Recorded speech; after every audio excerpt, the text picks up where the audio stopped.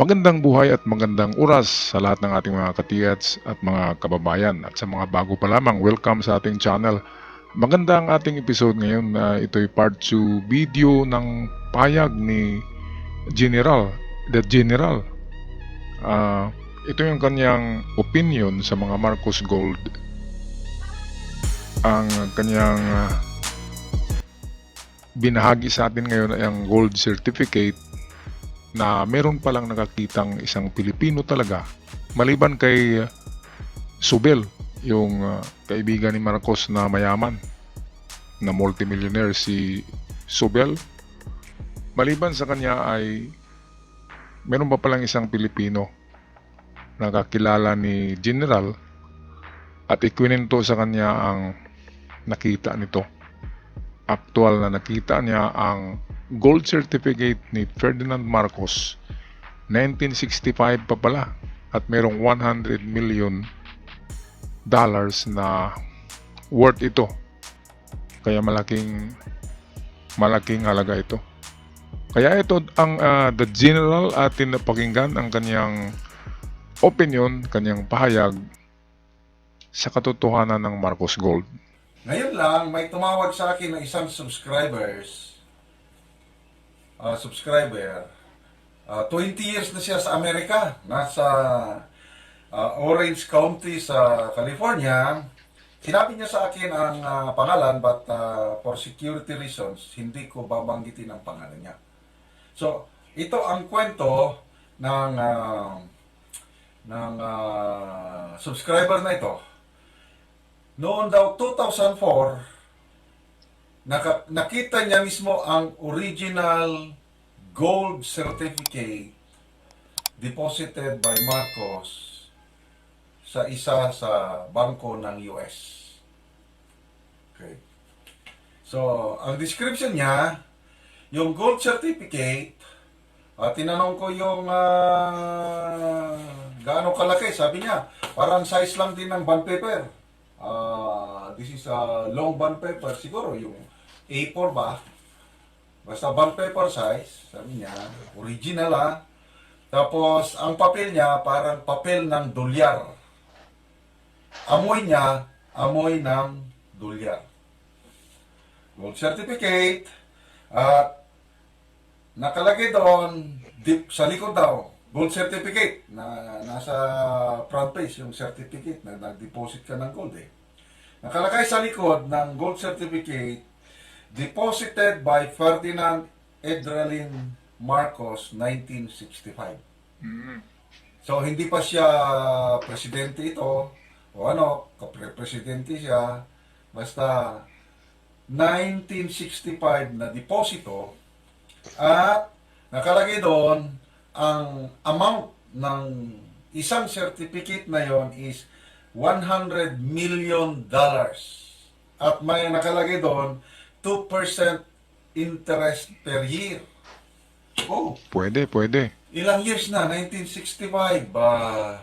35 plus 22, 57 years. Marcos, nuluwas itong subscriber,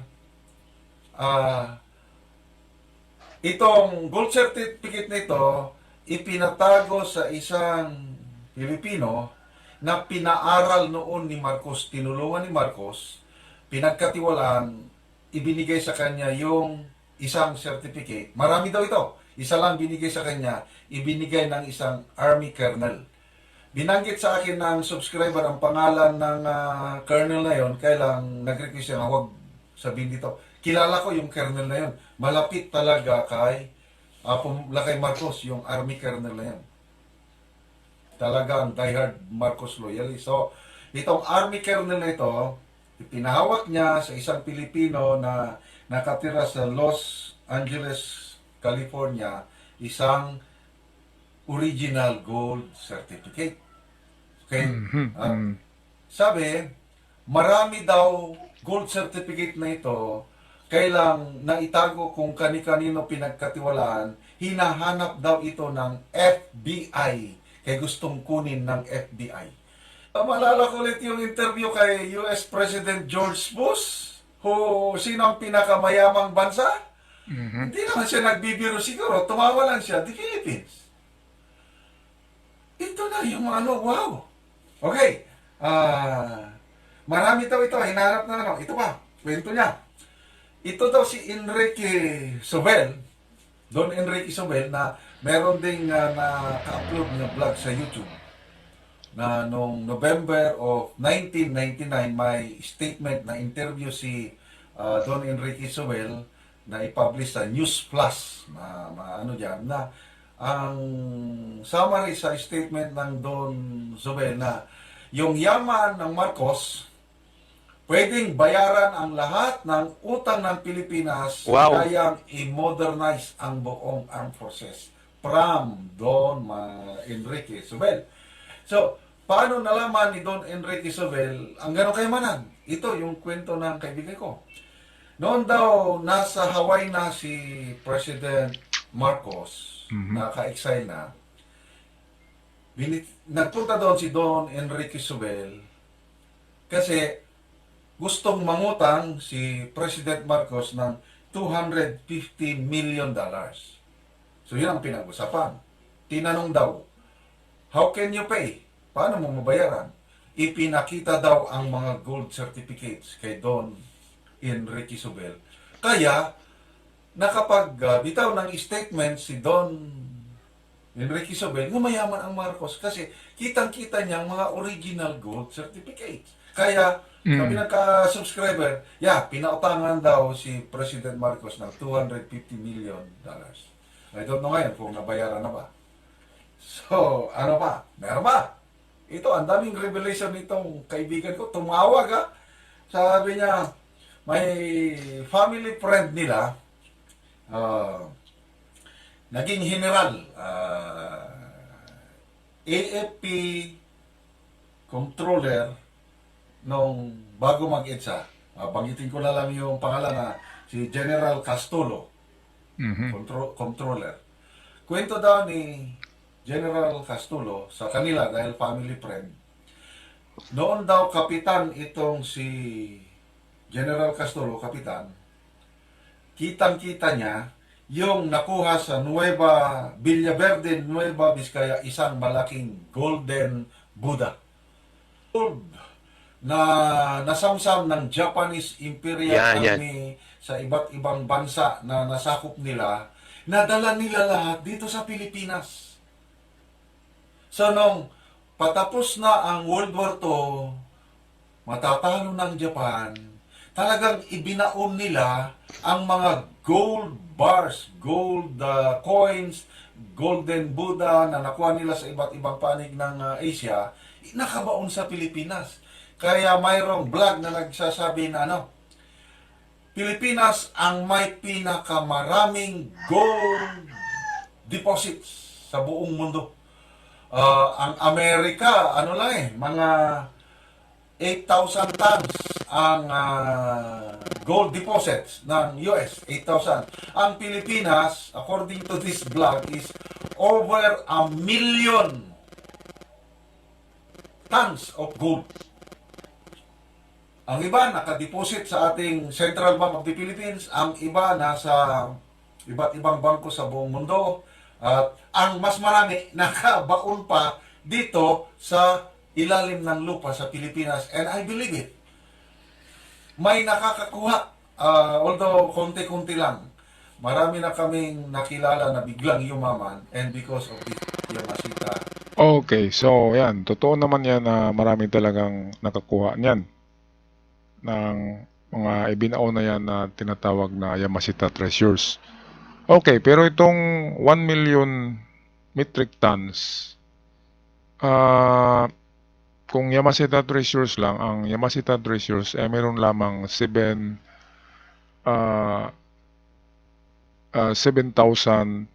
metric tons. 7,000 metric tons ang Yamashita Treasures. So, kung 1,000,000 metric tons, ay napakarami na niyan. Ang ano diyan, ang explanation kung bakit umabot ng 1,000,000 ay Teka, hindi 7,000 metric tons yung Yamashita, 700,000 metric tons. So malapit na sa milyon kaagad yun, di ba? Plus yung iba pang ginto. Meron kasing ginto na reserve noon before World War II. Ay meron ng ginto ang ating mga bangko. Meron ng mga gold bars at mga minahan.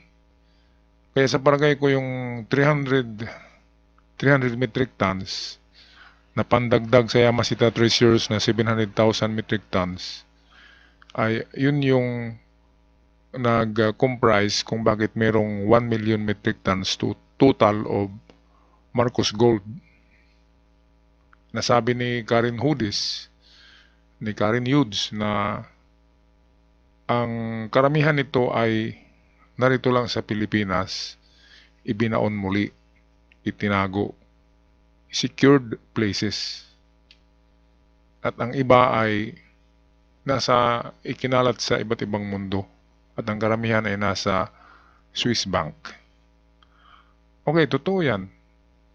Pero itong 1 million kasi ay napakarami talaga niyan. Marami ang hindi kumbinsido na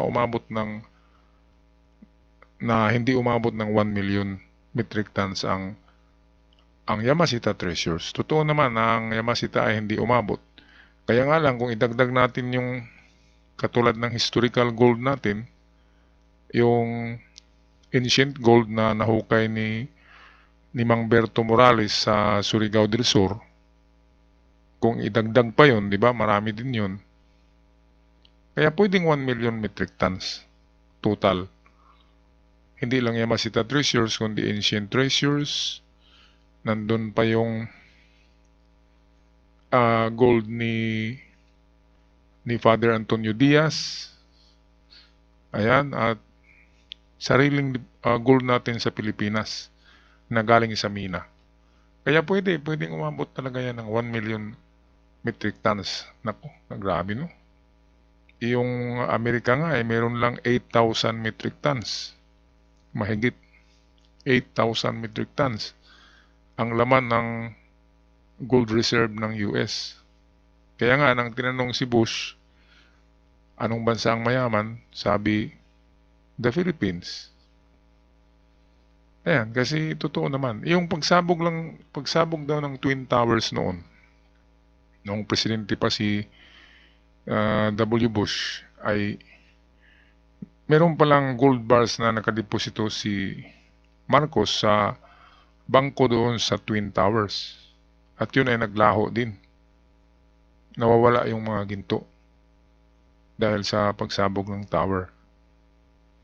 Kaya palagay ko ay totoo talaga ito na umabot ng 1 million metric tons ang lahat ng mga tinunaw na ginto na ginawang gold bars. Hindi lang yan Yamashita Treasures, ancient gold of the Philippines, mga ginto ng Tajian clan, yung mga sailor yan mga sailor. Galing yan ng Borneo. May mga dala rin na ginto. So pwedeng kasama yon. And then sariling ginto natin sa Pilipinas. And then itong iba pang ginto, si Genghis Khan ay nagbaon pala dito Si Genghis Khan sa Pilipinas ay may dinala. Yun ang sabi ni yung traveler Marco Polo. Si Marco Polo ang nagsabi niyan na may itinago si Genghis Khan sa Philippines. Grabe no, na mga historical gold yan.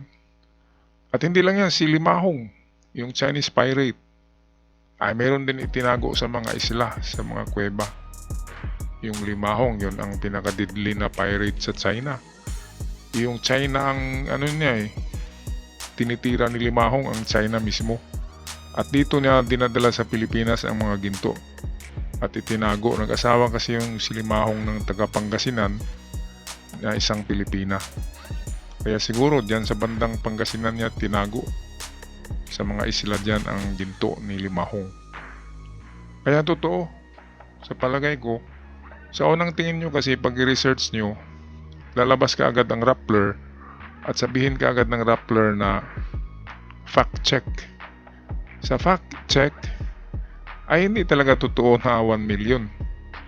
Kasi hindi nila alam ang history ng gold ng gold ni Marcos kung saan ang galing. Nagkataon kasi na martial law.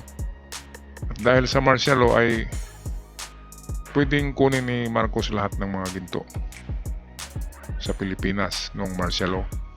Kaya pwedeng naipon-ipon talaga ito. Kaya umabot ng 1 million. Okay, so yan ang ating episode ngayon. At kung meron kayong ma-share kung totoo o hindi ito, ay malaya niyong i-comment sa ating comment section down below. At hanggang sa muli ako'y magpaalam na. Maraming salamat. God bless the people of the Philippines. And God bless us all.